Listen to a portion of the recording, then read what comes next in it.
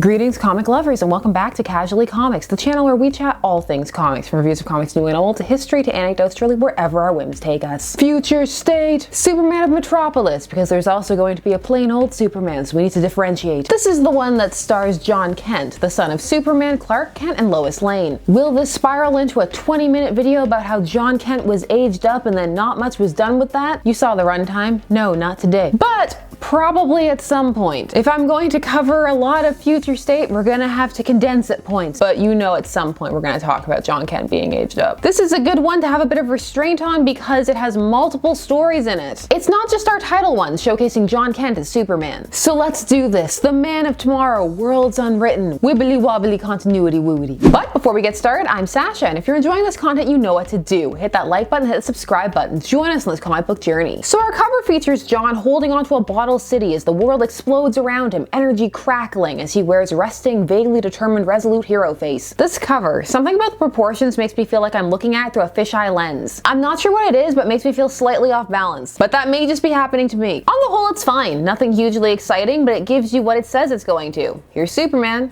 of Metropolis. So this first story is by Sean Lewis, with art by John Timms and colors by Gabe Eltaeb, who also did the cover together. So if you like the exterior and interior art to match, that's going to happen here. It also happens on Future State Wonder Woman with Joelle Jones. It's becoming more and more of a rarity these days at the time of this recording. Superman of Metropolis comes out of the gate hard and fast with oh so many info dumps. Let me condense it for you. A company, Trojan Solutions, has been implanting people with nanotech, which is derived from a being called brain cells, who is connected to those implanted with said tech and can control and influence them. These people are called zealots. The head of Trojan kicked out Lex Luthor and then declared the city the Free Republic of Metropolis. But when the army showed up, he ditched. But those people are still connected to brain cells and still full of nanotech. Brain cells has been upgrading them. Brain cells is connected to Brainiac, made by Trojan out of remnants of skin cells after the first battle between this new Superman and Kara in his first year in Metropolis by himself. He destroyed Brainiac, but left enough that they could make brain cells. The military's trying to make a move on Metropolis to capture brain cells, and also the whole declaring themselves an autonomous zone thing. Was that a lot of info? We're not done. We also have to set about establishing that Jon, he's got some angst, as he follows in the thought that nothing can bring him to a crime scene faster than a child calling for its mother with this: one day I won't get there soon enough. There'll be a time I let the entire world down.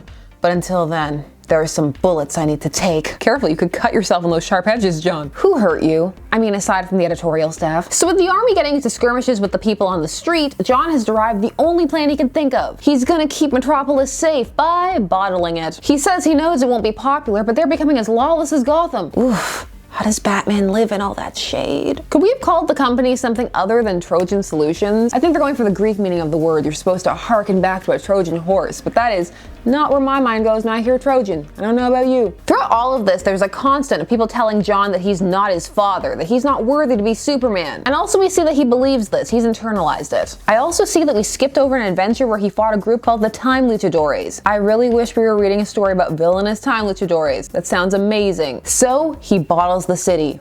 Let's hope they understand. I do like this panel of the chasm, but I just want to share that while I was looking at it, my daughter came over and started to complain that it was too far and asked who it was. When I told her it was Supergirl, said that she couldn't see her. So that's a review of this panel by a 3-year-old. Too far, can't see Supergirl. The multiple mouth design on Brainiac is reminding me of something, but it's eluding me. Please, if you know what I'm thinking about, help me. Oh, also the people don't know that they've been shrunk.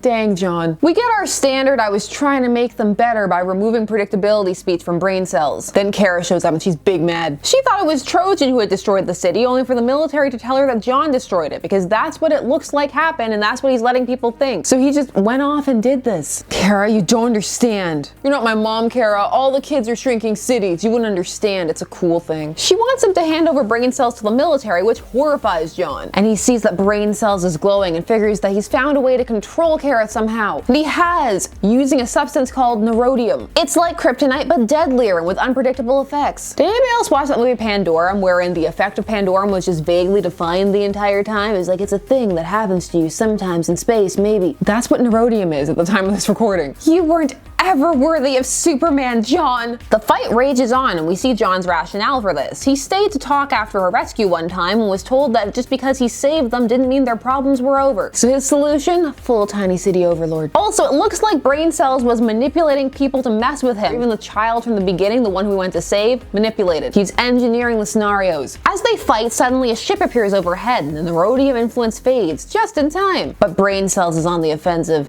It's deadly to Kryptonians. That's why they instinctively become so aggressive around it. Brain Cells says it will defend Metropolis from its greatest threat, Superman. My god, what have I done? I have so many thoughts and feelings, but first let me tell you that there are two additional stories at the end of this, one featuring a new Mr. Miracle and the other with a new Guardian. Both of these take place within the bottle city of Metropolis. The first one was Shiloh, the new Mr. Miracle, right after, seemingly. The other one's 6 months in, as the people are struggling to comprehend what happened. And some people believe they're in a bottle, others don't, it's a whole thing. They're both short, so I figured I would touch on them when we talk about issue 2. That way we can get a nice chunk, otherwise it's very, very abrupt because they are backup issues. We need to talk about what this was, what this main story was, what just happened. This story has some nice art, but it's coming at you a mile a minute with the exposition and just keeps adding things and throwing new lore at you. That should be a big deal, but it's just a throwaway. Despite so little happening, it simultaneously feels padded and rushed. For example, some of the battle could have been used to set up this environment or at least give us more insight into Jon, which was very much needed. Instead, we just have Jon and his angst telling us it's getting to be like Gotham. Shots fired? I haven't seen Gotham yet. You don't know what I'm reading or not reading in Future State? Just assuming that I know that Gotham is terrible no matter the timeline. How dare you? Some form of visual cues for those infected with / modified by Brain Cells would also have been nice. It could have been subtle and it could have been a reveal at the end, but it would have added to the suspense a little bit. Instead, it's just, is everybody controlled with nanotech? How can you tell? It said that the skin was modified, so they just look like everybody else, or I need some more answers. And potentially they could be coming later on in other Future State books, but again, you can't assume that everybody's going to read everything. You don't really know who Jon is. He was aged up, but his adult personality hasn't been defined, so you have no sense of what he would or wouldn't do. And to have a character just straight up bottle a city like that, I'm not sure how I'm supposed to feel. Aghast? Sympathetic understanding for something that had to be done? Nothing? The bottling Metropolis should be a big moment. It's said as something that's executed as a last resort, but you don't get that vibe from the story. You don't even get the desperate vibe. Everything's happening too quickly. Even that one panel of Superman being lectured / talked to by a bystander doesn't come off because of where it's placed. It's mid-battle and after we've already had Jon make this huge decision. And he hasn't come across as conflicted, not really. Some may feel this justifies everything and provides a compelling motivation, a hero driven to do more because he was asked to, or one misunderstanding the scope and proper use of the power that they wield. The whole "you're not Superman" angle is one that could be played with, but it's presented in an uncomfortable manner along bloodlines, sometimes coming from allies and friends like Supergirl, who admittedly is being influenced by neurodium, yes, but we're just told that makes her more aggressive, not that she's being coerced into voicing an opinion she doesn't hold. Hopefully this will be addressed later on, not just left as a dangling thread of Jon being judged based on his mixed parentage. Can we talk a minute about people are also running with this headline of he's not a true Kryptonian? Is this a pure blood test? Confirms he's not a true Kryptonian. Are you Lex Luthor? Knock it off. This is just like when they started saying Damian was the one true heir because he was Bruce's biological son. We're also going for a reverse Dragon Ball Z. Here mixed children are less powerful and not more powerful like they were there, like Trunks and Goten. They keep saying that Jon is less powerful and he needs true pure blood Kryptonians to help him. How else could he be an effective hero? Take that, all those people who don't have powers at all. There are a lot of questions here that could have been touched upon. Where is Superman? Where is Lois? Those could have been some of the flashbacks to show us how Jon got to this point and why he has this guilty inferiority complex personality. What is his relationship like with Supergirl? Is she a more aloof hero than him and has that been a problem? It's implied kind of vaguely, but by a person who's under Brain Cells control potentially. So how truthfully can you take that? The story doesn't tell you enough about the modifications Brain Cells has made or the military strife to make you get on board with Jon. Or off, you just don't know enough. Or at least I didn't know enough. Perhaps you have firmly chosen a side. This story just left me out of its logic and left me looking to engage. A lot of the ideas felt like retreads as well. Remember the bottle city of Candor? Well, we're bottling Metropolis. Remember Kryptonite? Well, now there's a more dangerous, even deadlier type of mineral rock, neurodium. It's also green. Remember Brainiac? Here's a creature made from his skin cells with multiple mouths. Am I thinking about Siren Head? No, that's not it.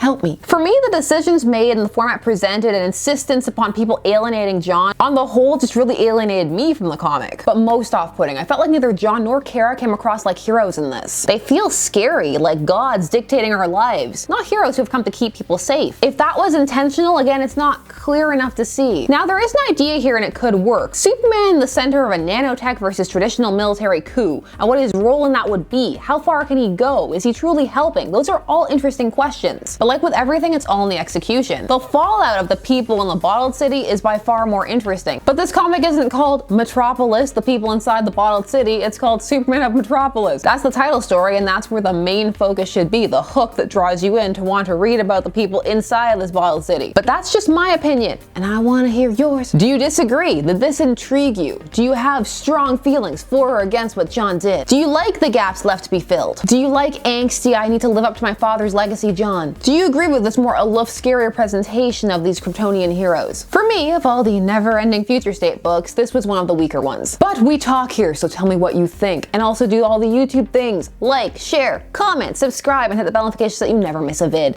Thanks so much for taking some time out of your day to spend it discussing comics with me. I always appreciate it, and I will see you again soon. Bye-bye.